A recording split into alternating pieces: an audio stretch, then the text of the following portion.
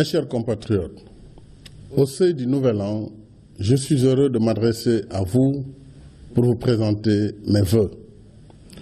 Je voudrais d'abord, en pareille circonstance, prier avec vous pour que nos chers disparus reposent en paix. Aux malades, j'adresse mes souhaits de prompt rétablissement. Je pense à tous ceux et à toutes celles qui, face aux épreuves de la vie, méritent notre soutien agissant et solidaire. Je redis notre gratitude à nos compatriotes de la diaspora pour leur contribution inestimable à nos efforts de développement et de solidarité nationale. Je salue et encourage nos forces de défense et de sécurité, engagés sur différents théâtres d'opération au service de la paix et de la sécurité internationale.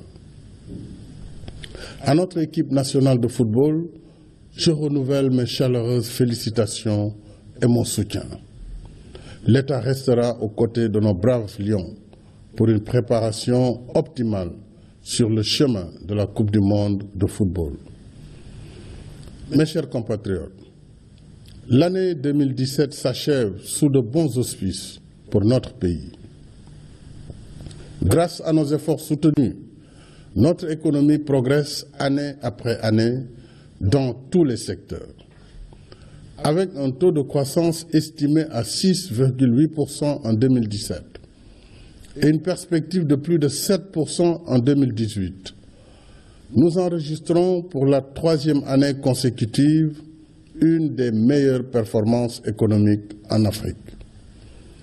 Nos performances seront encore meilleures quand l'exploitation prochaine des ressources pétrolières et gazières de notre pays viendra en appoint aux autres secteurs stratégiques pour amplifier la croissance et le développement.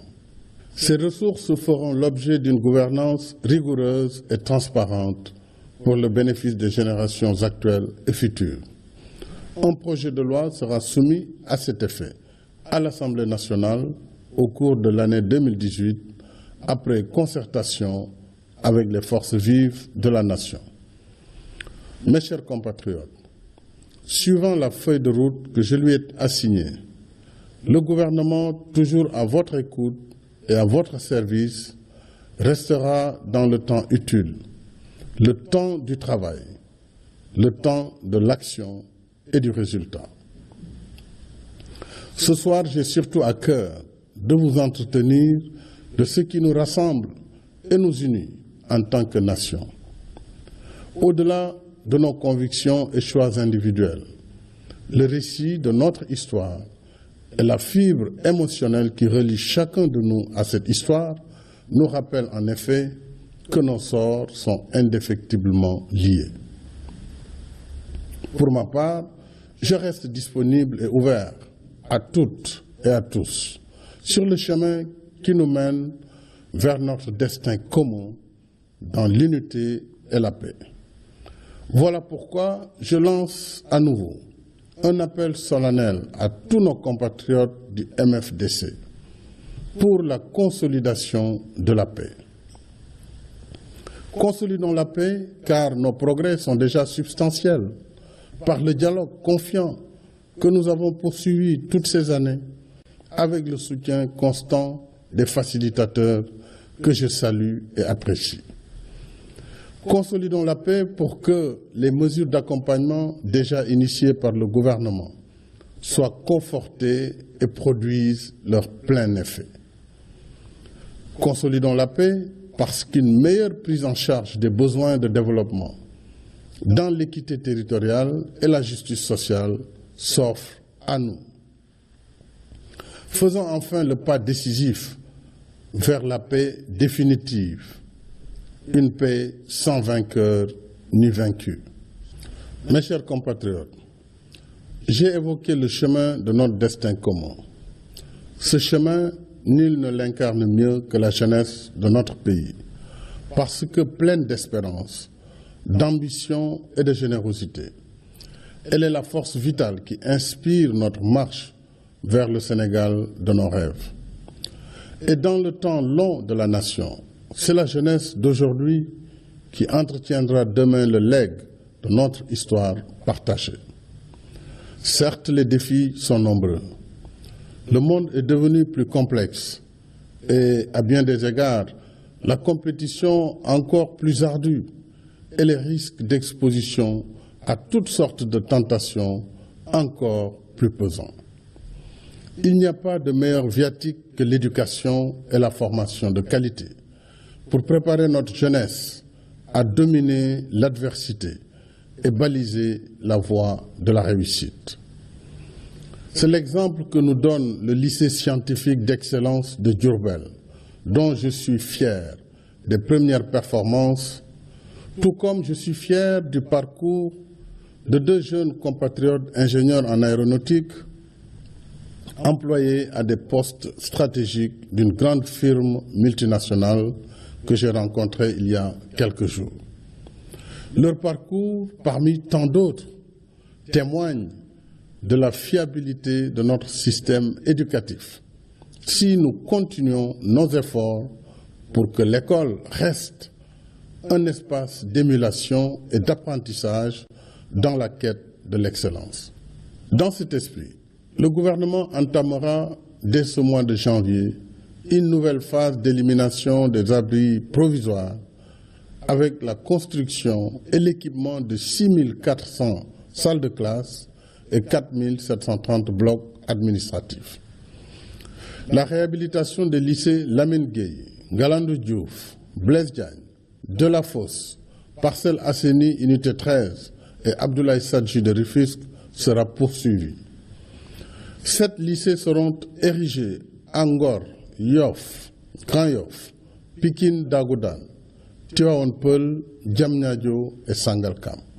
L'école doit aussi poursuivre sa mutation pour qu'au moins 30% des élèves issus du cycle fondamental soient orientés vers la formation professionnelle et technique qualifiante au métier. Avec le démarrage prochain du projet Formation École-Entreprise, financé à hauteur de 5,430 milliards de francs CFA, l'État soutiendra la formation de 10 000 jeunes en versant une allocation mensuelle de 40 000 francs à chaque apprenant enrôlé par une entreprise durant toute la durée de l'apprentissage.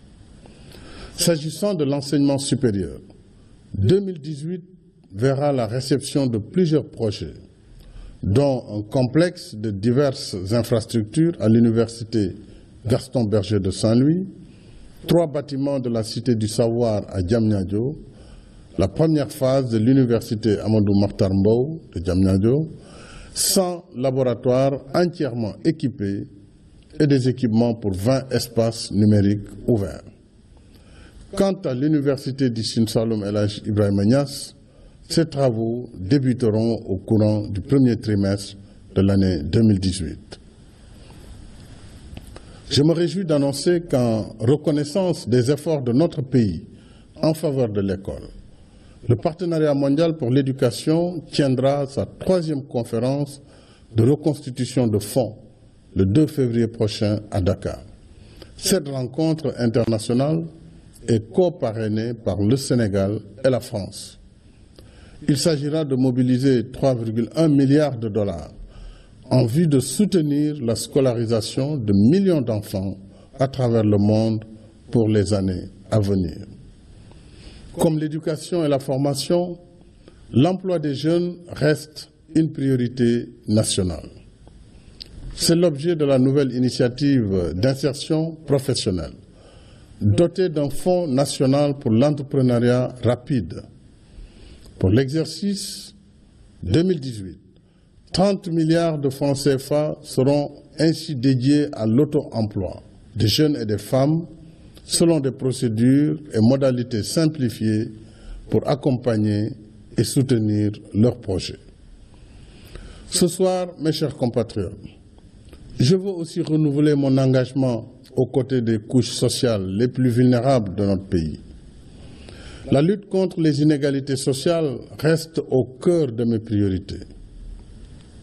Je me ferai toujours le devoir de mobiliser la solidarité nationale pour aider les moins favorisés à desserrer l'étau de la solitude face à la précarité et aux besoins.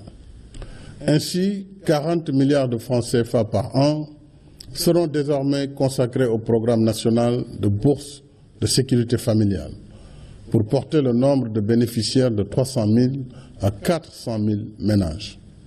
Ces familles, de même que les personnes vivant avec un handicap, titulaires de la carte d'égalité des chances, continueront de bénéficier de la couverture maladie universelle.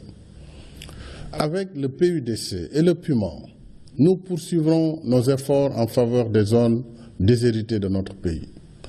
Au cours de l'année 2018, 251 systèmes d'adduction d'eau potable seront livrés en milieu rural et 35 000 branchements sociaux réalisés en milieu urbain. En plus de sa vocation d'équité territoriale et de justice sociale, le PUDC est devenu un catalyseur d'activités génératrices de revenus avec des milliers d'emplois durables créés grâce à ses réalisations en infrastructures et équipements. Je suis heureux de constater comment les conditions de vie des populations bénéficiaires du PUDC et du PUMA changent radicalement pour le meilleur. On le voit de Touba Tranquille à Ngoufat, de Negue Wolof à Halwar, de Sare Liou à Sare Bamol, de Niakhar à Dialakoro et de Niassante à Ndiosmone, entre autres localités d'un Sénégal des profondeurs trop longtemps abandonné à lui-même et dépourvu d'un minimum de services sociaux. C'est en revitalisant le Sénégal des profondeurs que nous ferons éclore tout le potentiel de notre pays. C'est ainsi que nous mettrons fin à l'appel illusoire et dangereux de l'immigration clandestine. Et c'est ainsi que nous réaliserons pleinement le développement inclusif et solidaire de notre pays, le Sénégal de tous, le Sénégal pour tous. Voilà pourquoi j'ai alloué 300 milliards de francs CFA pour le financement du PUDC sur 4 ans.